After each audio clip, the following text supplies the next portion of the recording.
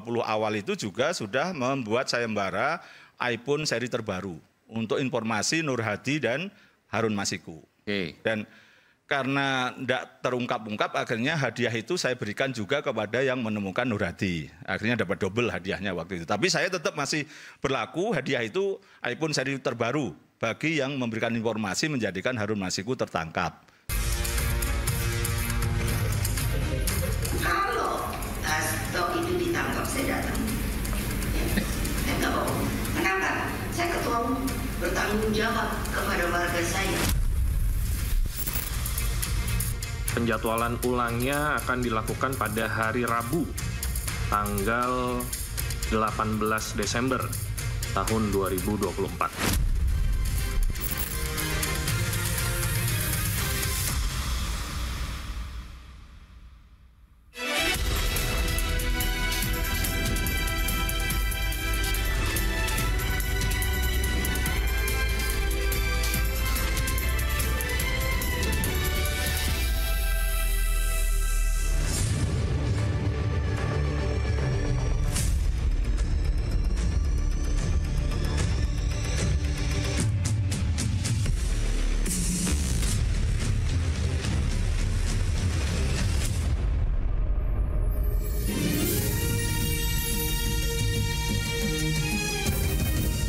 Disiarkan langsung dari studio MNC Conference Hall iNews Tower Jakarta.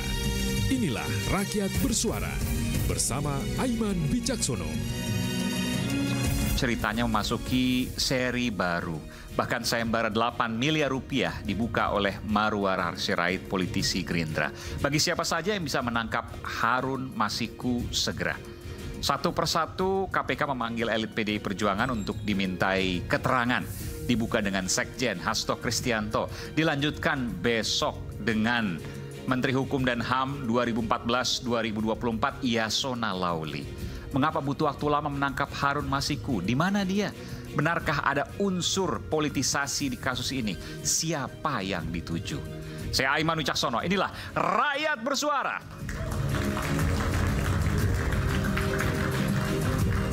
Langsung kita undang ke panggung Rakyat Bersuara. Saya akan mengucapkan selamat datang pada Komisaris Jenderal Polisi Purnawirawan Ugro Seno, Wakapolri, periode 2013-2014. Selamat malam, Pak Ugro.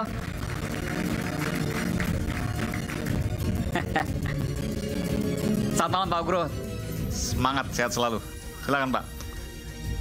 Bintangnya masih nggak ketinggalan, Pak ya. Di sebelah sini, Pak. Mohon maaf. Silakan. Atau sebelah sini, silakan. Nggak, Pak. Silakan. Kemudian hadir pula, saya akan panggilkan nanti Bung Refli Harun, pakar hukum tata negara. Keren, cadas. Keren, cadas. Seperti di YouTube ya. Sebelah sini, Bung Refli. Ya. Dan saya akan panggilkan politisi PDI Perjuangan, Bung Adian Napitupulu.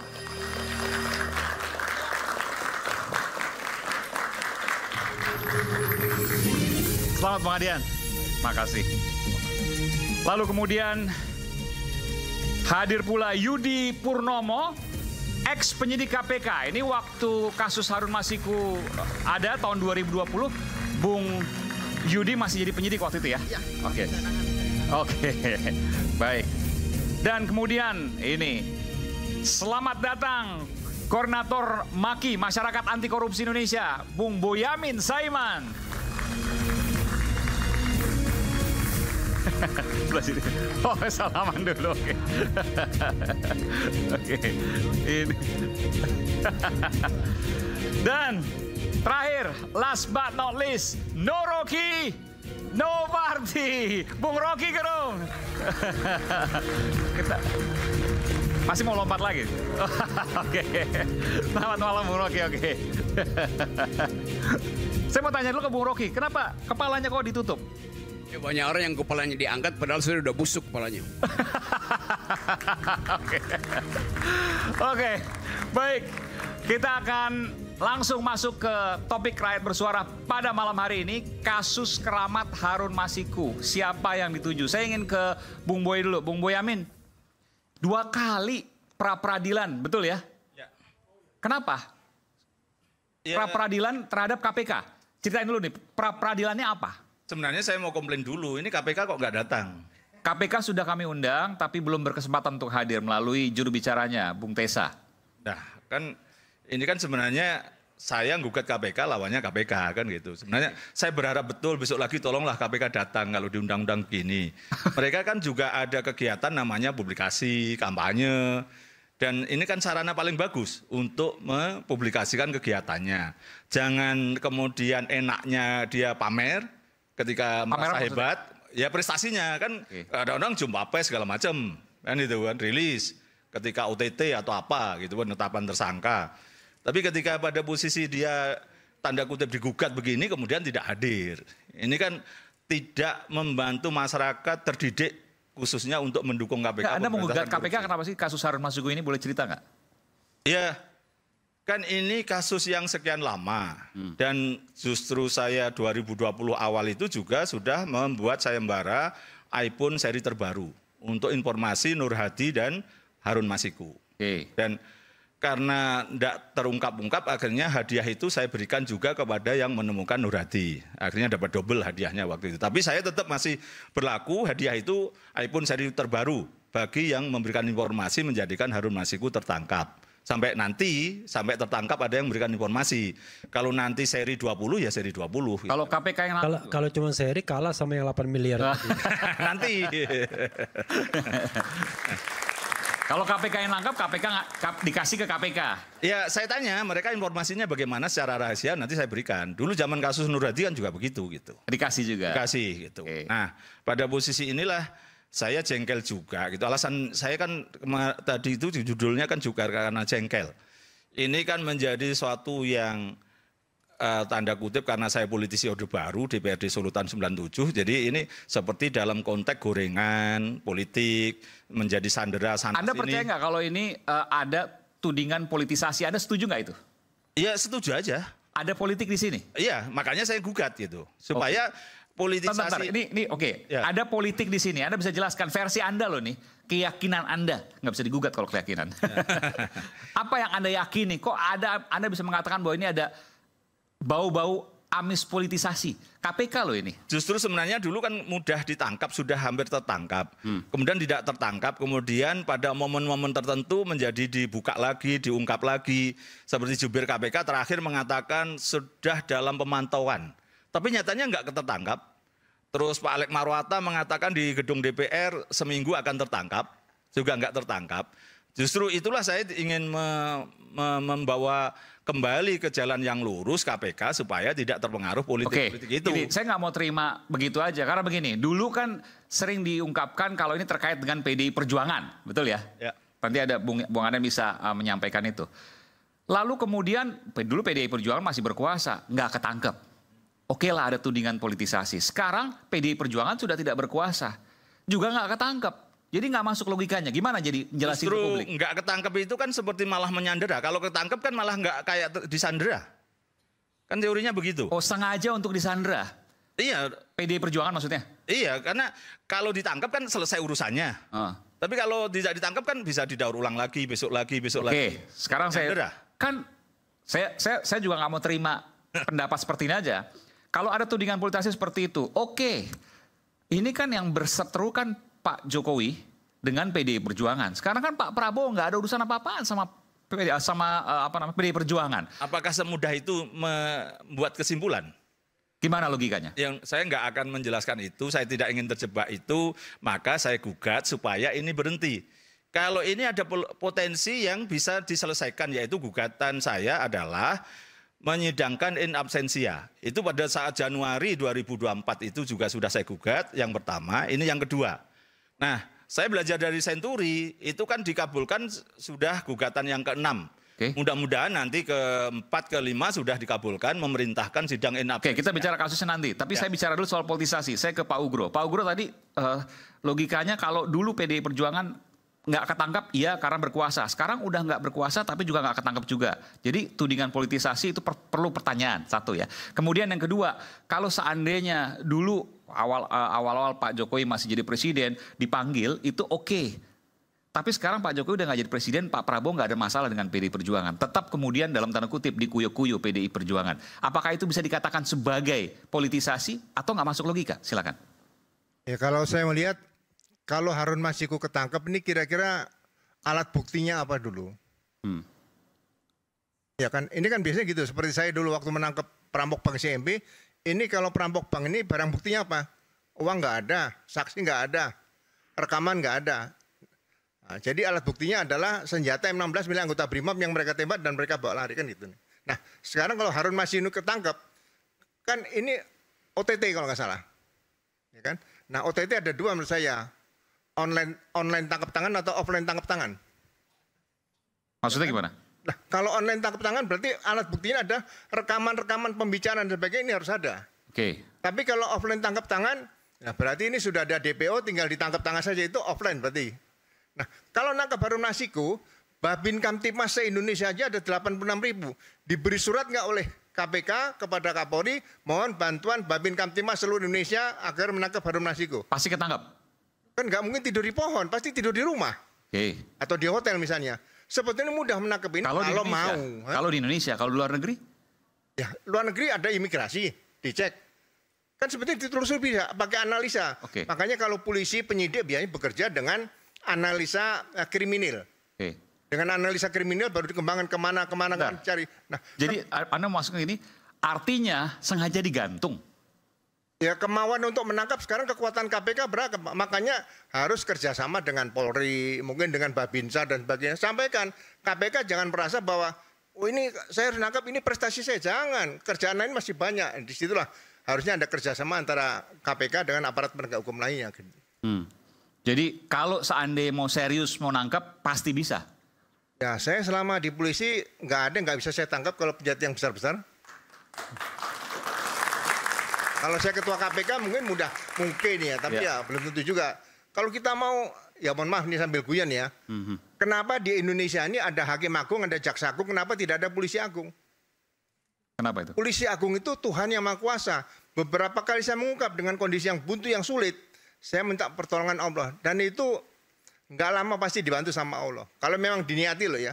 Jadi kita jangan lupa, penyidik jangan lupa masih ada Allah yang Maha Kuasa. Selain kemampuan, Tuhan lebih utama. Iya, semuanya. Itu saya lakukan, bukan saya katakan bahwa saya ini hanya cerita biasa nggak. Itu yang saya lakukan selama saya 35 tahun 2 bulan jadi polisi. Oke, jadi saya garis bawahi lagi. Kalau serius pasti ketangkep. Pasti ketangkep. Artinya nggak serius. Kelihatannya seperti itu. Oke. Saya tanya, walaupun bukan penyidik langsung pada waktu itu, tapi waktu kasus Harun Masiku ini, Bung Yudi Purnomo adalah bagian dari penyidik KPK. Silakan.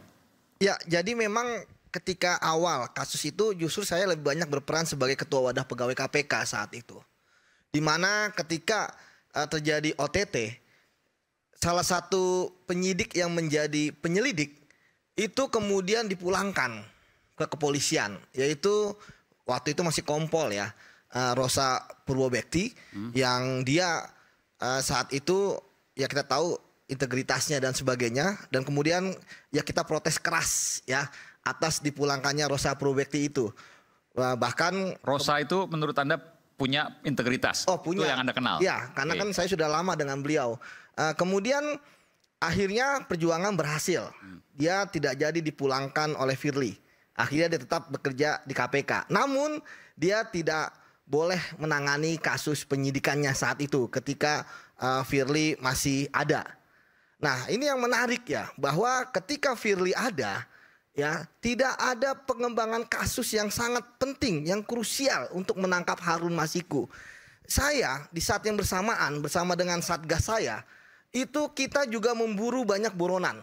Tapi Satgas kita tidak diperbolehkan ya untuk menangani juga Harun Masiku. Kita saat itu menangani kasus DPO dan berhasil menangkap misalnya Samintan, ya kan, Pak Nur Hadi, Pak Reski, kemudian sebelumnya juga Hendra Sunyoto gitu. Jadi ada 4 lah di saat hampir bersamaan di tahun-tahun seperti itu. Dan psikologis mereka dari pengalaman saya adalah mereka itu ya psikologis kemudian mereka tertangkapnya itu kira-kira 1 tahun. Jadi ketika lebih dari 1 tahun saya tidak paham mengapa bisa lama sekali. Karena menangkap buronan itu kan sebenarnya adalah 2 hal ya tekniknya. Pertama follow the money, aliran uangnya. Yang kedua follow the money itu berarti mereka pasti kan belanja dan sebagainya. Itu bisa di-track oleh KPK? Bisa lah. Kemudian yang kedua follow the family-nya. Bentar, yang pertama dulu follow the money. Walaupun di luar negeri juga bisa? Bisa, nanti kita bisa kerjasama lah. Makanya kita butuh informan di situ. Kemudian yang kedua follow the family. Dari keluarga terdekat. Pasti hubungan, telepon dan berhubungan dengan apapun, bahkan dengan sandi pun mereka akan berhubungan. Sandi maksudnya? Ya, ada kode-kode. Ya kan, misalnya bertemu di suatu tempat, kemudian mereka ada kode-kode cangkirnya dan sebagainya lah. Nah, tapi memang satu lagi yang menarik terkait dengan Harun Masiku ini adalah ketika penyidik yang pasti menggunakan teknik yang sama itu tidak berhasil. Artinya saya melihat justru buronan-buronan yang saya tangkap tadi kan mereka pertama data belakangnya ada konglomerat. Ya kan, mereka mampu untuk membiayai diri mereka sendiri. Bahkan ketika ditangkap itu sedang rapat dengan karyawannya, ya kan. Kemudian yang kedua, ya ketika dia kasus korupsinya besar, hampir ratusan miliar. Ya, artinya bahwa punya kemampuan sendiri untuk apa? Untuk membiayai selama pelariannya. Itulah kenapa ketika ditangkap, mereka kita tangkap di mana? Apartemen yang mewah. Kemudian yang kedua, rumah mewah.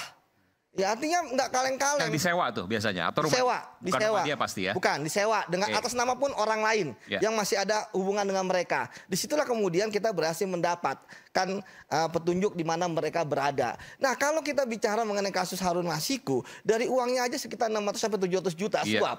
Dan dia pengen mendapatkan pekerjaan sebagai anggota DPR. Artinya gini, dari uang boleh dikatakan dibanding penangkapan yang lain kecil lah gitu ya? Kecil, dan dia ingin menjadi anggota DPR, artinya ingin dapat pekerjaan, artinya dia ingin membiayai hidupnya juga. Nah kalau kita bicara mengenai taruhlah pengeluaran dia selama, kan kita tidak pernah menemukan koruptor itu ketangkap buronan di emperan, di terminal dan sebagainya. Taruhlah dia 30 juta sampai 40 juta sebulan, selama 5 tahun ini, besok Januari 5 tahun, dia udah biaya hidupnya sudah melebihi ya kan hasil korupsi apa yang dikorupsi misalnya udah hampir 3 M dari korupsinya dia gitu kan. Ini yang menarik dan saya pikir dari kasus-kasusnya pun ya saat ini kan masih tertumpu kepada Harun Masiku ya tersangka korupsinya. Artinya kan Harun Masiku ini kan bisa jadi dia memang hanya sampai putus di dia ya kan, kasus korupsinya, atau dia juga bisa jadi kotak Pandora. Ini kan bisa jadi 2 hal yang menurut saya mata pisau ya. Namun yang saya menarik juga, yang menarik ya bahwa si Wahyu ya kan, itu kan ternyata dia sudah bebas, ya bersyarat. Mas, kasus memberi suap, ancaman hukuman itu lebih rendah dari menerima suap. Yang menerima udah bebas? Udah bebas, ya ngapain? Dan ancamannya maksimal 5 tahun. Maksudnya ngapain gimana nih? Ya ngapain dia juga tidak keluar gitu kan, Harun Masiku. Mendingan dia keluar. Taruhlah hukumannya 2 tahun. Dengan saat ini kondisi PP 99 dihapus. Ya, artinya dia nggak justice kolaborator, dia pun masih bisa ya untuk dapat remisi. Jadi saya pikir nggak ada alasan lah untuk Harun Masiku untuk masih tetap berada di luar sana. Buron, kalau saya gabungkan tadi pernyataan Pak Ugro dengan penyidik KPK, kalau serius pasti ketangkep. Yang kedua, kalau dari sisi profilnya si Harun Masiku ini, dia bukan kakap-kakap kok. Dia bukan konglomerat kok. Uangnya kecil, jabatannya juga bukan siapa-siapa. Bukan hal yang luar biasa untuk menangkapnya. Tapi pertanyaan saya, mungkinkah, ini karena sekali lagi saya udah undang KPK, tapi kemudian KPK tidak berkesempatan ke sini ya. Mungkinkah KPK sengaja untuk menahan itu, untuk mengulur-ngulur waktu dengan kepentingan tertentu? Jangan jawab dulu, nanti saya akan ke Anda. Saya akan segera kembali saat lagi, tetap bersama kami di Rakyat Bersuara.